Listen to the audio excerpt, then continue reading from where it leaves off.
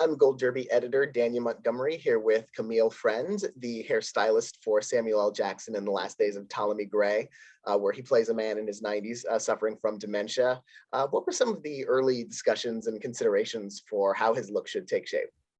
Well, I have to tell you, I've been working with Sam a long time. So this has been one of his pet projects. I mean, I think we started talking about this back in Django days or even like before. So it's been something like we ongoing every movie it comes up. So we just talk about like, well, maybe we could do this or maybe we could do that. So all the maybes just happened to like come together. So it was something that we've been talking about for a really long time. And Sam is something that's been in his heart for a long time. And like, I read the book many years ago.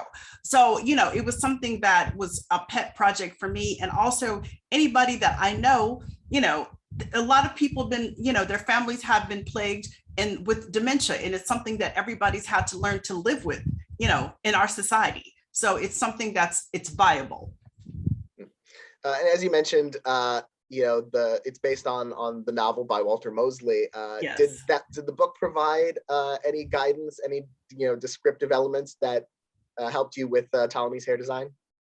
Not necessarily with the hair design, but like the whole feeling of it. Like one thing I love about Walter Mosley's books is like, you feel like you're in LA. Like, I know, like you're in LA, you know where you're at, like, and I live in LA. So like when I read his books, I'm like, oh, I know exactly where he's talking about. So it's so descriptive. And, you know, everything with like the Ptolemy character, you know, Walter was really open to like what all of our ideas were and what Sam wanted to do. And it was just something that we just really just started working on it. And Mosley also wrote the limited series. Yes. What was the collaboration with him? Like, how much input did he have and contribute to the hair? Basically, Walter kind of left us alone because he knew Sam was, you know, knew what he wanted to do. And the thing about it, when you think about with somebody with dementia, for us, it was more about, you know, he was somebody who did have family. But his family, you know, they checked on him a little bit, but not all the time. So we didn't want him to appear to a person who was homeless necessarily, or somebody was on the street with dementia. He was just a person who lacked care all the time. So how to perceive that and where people would understand that, and he wouldn't look like a vagrant. So that's where we like meeting the middle of it. And you know, the hair and makeup work hand in hand to really transform Jackson. So I'd imagine you were working very much in tandem with Jake Garber, who was the makeup designer. Yes, definitely. Jake is a good friend, and we worked together on Sam. And, you know, really, Jake and I just really honestly started with photographs. Like, we typed in, you know, 90-year-old Black man, you know, and the men that were coming up, I said, they don't even have any wrinkles at 90. And then Sam was sending us pictures of Harry Belafonte. I was like, he doesn't look 90, you know? So it was like finding that middle balance, because, you know, as we say, Black doesn't crack like that. So it's finding that middle balance of where can we really land him, where it's going to be believable, where he looks older. And of course, you know, with Sam, once he gets, you know, the prosthetics on and the wig, you know, it's like watching a masterclass, because he was totally in character and everything, like his body movements and everything. It just some days like we would watch, and like people, you know, there was a couple people on our crew who were going through dementia with their families and with their parents. So people were so touched, they would have to walk off set. I would walk off set and people would be outside and they have tears in their eyes, because, you know, it brought them to everything that they were experiencing. And what was the process of actually creating the wigs and hair pieces that you then applied to Samuel L. Jackson? So basically, we have 4 hair pieces in the piece. So basically, we have, I'll call it his hero look, is the look that you see most often. And I just wanted him to look like, you know, when we saw him, he was unkempt. So, you know, it was just like his big fro out there. And, you know, when I did it where it was a little thinning in here and a little thinning in there, just to give you the overall look. And, you know, where he was living alone, but then he'd have his nephew come and check on him once a week, but he was a person who was living alone. And then as he has his transformation, you know, he would be more cleaned up, like along with his clothes. And, as we go through his transformation, and then even the flashback, like his flashback is definitely, like, for me, inspiration from like 70s, Three the Hard Way, Jim Brown. That's definitely where that look came from, out of my childhood, out of my memories of the 70s. And then at the very end, it was really interesting. The very end scene, I'll just say this, Sam and I were having a disagreement about that look. He was like, it should look like this. I was like, no. So we end up making 2 wigs. And I was like, okay, we're going to pick which one we're going to use. So we end up using what he wanted at the end. And I was like, you're right. So at the very end, when all the treatment has worn off, like, his hair is more balding, and he has less hair, and, he's in the bed and he's having, a lot of reflection. So we just want to give him an arc where you could really see what happens to Ptolemy, and him just trying to right his wrongs. And as you mentioned, those cleaner, more polished looks, both when his memories and his mind has been restored, and also in the flashbacks. There's such detail and specificity even to that. Were those simpler to create, or did that specificity come with its own set of challenges? It all comes with its own set of challenges, because the thing about it, I have a great wig maker, and I'll shout out my wig maker. Her name is Natasha Latsky, and she's a great wig maker, been with me for a long time. And, it's one of those people don't understand, when you get a custom wig, these are $10,000 wig, $12,000 wigs. When they come from the wig maker, they look like a chia pet. They're like, it's like just comes in the box.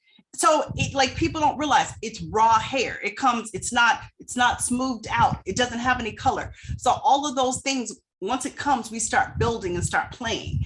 And so, but I mean, we had already had discussions of where I wanted it to be more thin here, or where I wanted it to be more receding, or, more shallow here. So we always talk about that even before, when we start building the wig.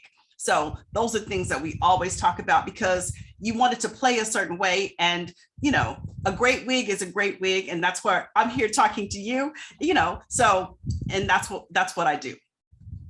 And were those scenes early in the series and towards the end, where he had the more dramatic looks, were those the most time consuming in terms of the hair and makeup process? Those were the most definitely the most time consuming, and just really dialing it in and getting it there. And I say Jake, the makeup artist, he's my perfect dance partner, because we work with Sam in one chair. So we do a dance around him, and we're so good. We know each other so much. We don't even have to say anything. I know when to move. When he's going over here, he knows when I need to go over here. So it's like the perfect dance. And usually Sam is not in the chair any more than 90 minutes at the most. And once we really get ourselves into the project, we're about an hour and 15 minutes. We can get it done. So, yeah. Well, I was about to ask how long the process takes. That sounds like a very very quick process for hair and makeup, in terms of the effect that it does in the film. Is that typical of that kind of level of work, or no. is this? But the thing about it is, me and Jake have been working with Sam for a long time. And I've built wigs for Sam, for over almost 15 years now. So I know his head. I could probably spot him in a crowd of 10,000. I'd be like, there he is, right there. I know his head so well. So, I can very quickly put on a wig. And it always is more in the beginning, when we're doing the research and development, when we're really trying to figure out how this is going to look, and, and always tweaking. And Sam is always it's always the joke in our camp of he's like, Cammie's little fingernails are always in the continuity pictures, because I'm always doing something. But that's what my job is. That's why you want every frame to look good. And that's what my job is to do. And like you mentioned, you've been working with Samuel L. Jackson for many years now. How did you first come to collaborate with him? You know what? This is really, I'm glad you asked me that. So one of my mentors, his name is Robert Stevenson. We call him the OG hairdresser. He was Sam's original hairdresser. So, I was his key when I was coming up in this business, and I learned so much from Robert. And, when Robert retired, I ended up doing Sam. And, I've been very fortunate to grow as my own hairstylist in my own career. And that's how I met Sam. And it's just always a fun collaboration because, he's a guy, he's not scared of a character. He's not scared to try it. And so, creatively, you can just go there. So that's why it's always a lot of fun because we can play. That's what I call it. We can play. And part of your years with Samuel L. Jackson, you've worked extensively in the Marvel Cinematic Universe, where he himself often needs, shall we say, less hairstyling work. Yes. Is your experience drastically different on those films when the production is on that kind of massive scale? Just in every regard.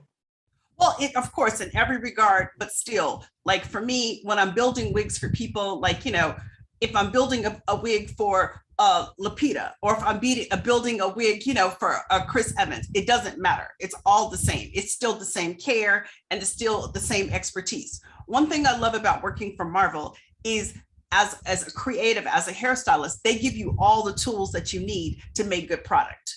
So, what we get to create and the worlds we get to come up with, it's like playtime, and they allow you the space to do it. So it's always a lot of fun working in Marvel movies, and I always like doing like the newer movies where you're creating actually the universe. So that's always fun to me. And as you've worked in the universe, you were awarded by the Hollywood Makeup Artist and Hairstylist Guild for Guardians of the Galaxy Volume 2. Was that especially meaningful since it was an award from your colleagues and peers? It was. And, this is one of those, like, Guardians of the Galaxy wasn't a movie, like, I watched it, but I was like, I wasn't like into Guardians of the Galaxy until I did it. And then, two, working with James Gunn was like one of my best experiences in Marvel. He's a great director. He really is a visionary, and he's a great collaborator. So I always like, James is always he looks at things, he has his glasses on, and then if he really likes it, he goes like this. And then if he really likes it, he goes like this. And then he takes his phone and he goes, click.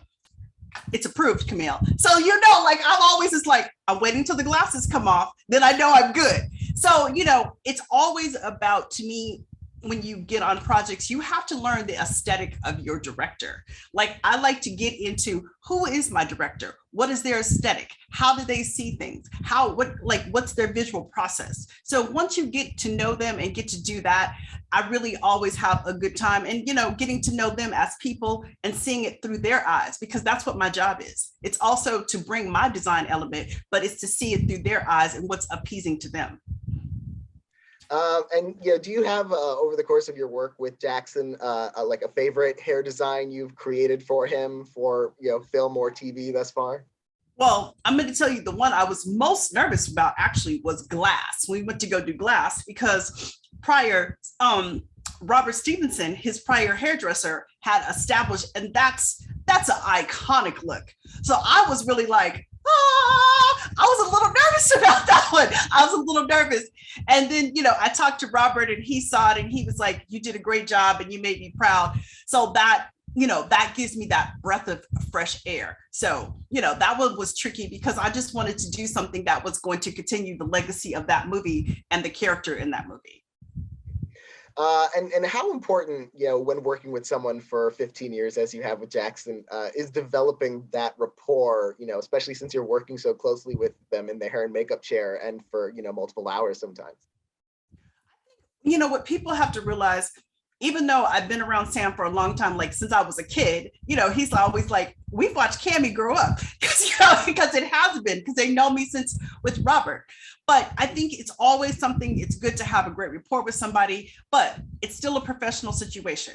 So, when we're talking about a movie, I'm sending him pictures, I'm sending him Photoshops, we're interacting, and, still he's the boss. And so, but he allows us, the creative space to do what we need to do. So that's the good part. And, and it's like, when we get together, it's kind of like family,